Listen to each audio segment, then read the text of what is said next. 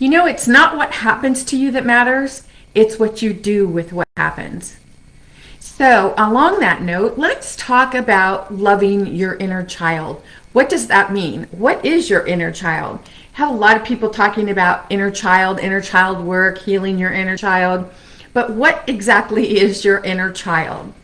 Well, your inner child is that little boy or girl inside of you who basically holds on to your childhood memories. Maybe something really wonderful happened and your inner child thinks about these memories and you feel all warm and fuzzy inside. Those are good memories. Those are positive memories. Those are fun memories. But there are a lot of people who have negative memories, negative childhood experiences. So when your inner child is bringing that up, or when something happens to trigger those memories for your inner child, what do you do? Because if it's not what happens to you that matters, it's what you do with what happens that matters. What do you do when you're triggered with negative childhood experiences? Experiences like mental, verbal, physical, or sexual abuse as a child. What do you do? Remember, everything that we believe to be true as an adult, as our adult self, we're walking around with all these beliefs, things you believe to be true, it all started in childhood, between the ages of birth to about 8 years of age. By that time, you have cemented your beliefs. You created beliefs around this is the way the world works, this is what people think, this is what I'm supposed to do, this is what I'm not supposed to do, this is what gets me in trouble, this is what keeps me out of trouble. Your child self forms all these beliefs. Some of them are taught to you by parents or caregivers, teachers, those adults that you spend the most time around, and you take them on as truth. And why would we disbelieve or not believe the adults around us, right? Because as children, we think, oh, they're the smart ones. They know everything. Well, now that you're an adult, you realize that's not exactly true, right? But the thing is, when your adult self is being triggered negatively by something your child self experienced, it's important to remember that when you are reliving a negative memory, something that's painful, something that's hurtful, you're not actually living it. You're thinking about it and you're having a reaction to it, an emotional reaction, based on what you think right now. So if you created beliefs that you're not good enough, smart enough, talented enough, or that you have no value, and those beliefs came from something you experienced as a child, you can see how this is going to impact your adult self. And right then and there, that's when we stop loving ourselves, right? That's when we stop loving that inner child. That's when we start looking at that inner child as a pain in the neck, like, oh, I don't want to think about this stuff. I don't want these memories to keep bombarding my mind. And we can be angry at the people who inflicted the pain on us as children. Because as children, we don't have the ability to say, yes, I want this, no, I don't want this. We pretty much have to go along with what the adults in our life are forcing on us or guiding us to do.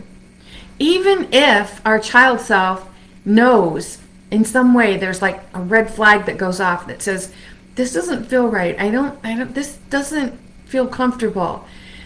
Most of us don't have a parent to go to that says, so that you can say, something feels off, or I don't feel like I should do this. Most of us were forced to do something. Now, that doesn't necessarily mean that everyone had really negative, impactful, traumatic experiences as children, but we can also have maybe what other people deemed a great childhood experience, but we still took something negative away from it. Maybe you had a parent or parents who were always there for you, taking care of you, but you took on this feeling, this belief like, oh my gosh, I just feel smothered. They won't leave me alone. And you're searching for that autonomy and you can't find it in your adult life because you got used to that feeling of what it felt like as a child not to have what you wanted. And of course, the adults in your life are going to say, well, what's wrong with you? We're giving you the best that we have. We're doing everything for you. But as your child self grows, you know that you're searching for something else. And we know that what we're searching for always, always, always is to get back to love, right? Before we were born, we knew, our soul knew that beauty, that feeling of the love and the light. And that's what we come from. We are the love and the light. But when we're born and we start being impacted or guided by parents, teachers, caregivers, and they start forcing or putting their beliefs, understandings, traditions on us, and they pull us away or in a direction away from our love and light, now we have that conflict. And we get used to that conflict, that contrast that goes back and forth about, well, this is what I feel that I'm searching for, but we're not really getting it. And so we categorize it. We put it in the category of something awful that happened in our child's mind. Now, what happens as an adult? We can't go back and change anything. Can't go back and undo something that's happened, but you definitely have the power to change how you're impacted as your adult self. You definitely have that power. So if you're being triggered by painful childhood memories, you're not feeling love for yourself. You're not feeling love for your inner child. What are you feeling? Maybe you're feeling guilty, stressed, remorse, vengeful. And when those feelings are popping up for you, you look around in your life and you say, okay, this is what I'm feeling. So then you create an experience to match the feeling. When actually it should be the opposite way. We have the ability to create a feeling and then a life that matches. But most of us are doing it the other way around. Not because we're doing something wrong, simply we were never taught. And you don't know what you don't know. So if you don't know differently, you're going to continue making choices based on what you know. I like to call that thinking from your known zone. And don't Google that. That's a Nancy thing, because your known zone, to me, that's that part of your mind that says, I know this to be true. But the thing is like we know that to be true based on past experience, right? So if you wanted to do something and your parents said no, you knew, okay, I can't do this. But then children learn also to finagle their way around, or maybe do things that they're not supposed to do, right? That they're told not to do.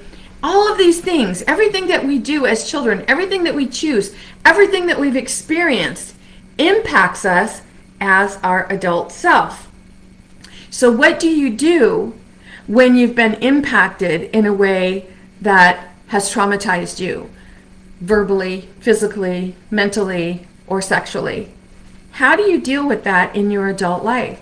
How do you not think about it and feel that pain or that shame or that understanding of, I don't understand why someone wasn't there for me, why someone didn't protect me, why someone didn't do something about it?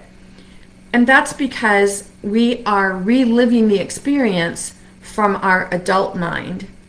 Because things that our child self come to understand makes no sense to an adult. If you would talk to a child and they would have this understanding, and your adult self is saying, well, that's not true, that's not how it works, but the child believes so strongly, no, I'm sure that's the way it works, we kind of chalk it up to childhood thinking or childhood silliness or childhood imagination. But that still exists within us. Our child self is still carrying around those beliefs, those feelings, those emotions based on what they believe They know. So now, here you are, your adult self, and you want to make friends with your inner child. You want to find that love.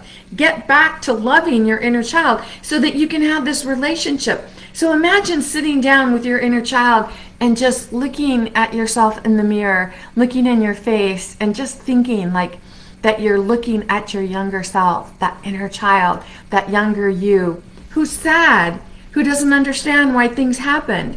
Now your adult self can say, you know what? That happened then, but we are in a different position now. That's not going to happen again.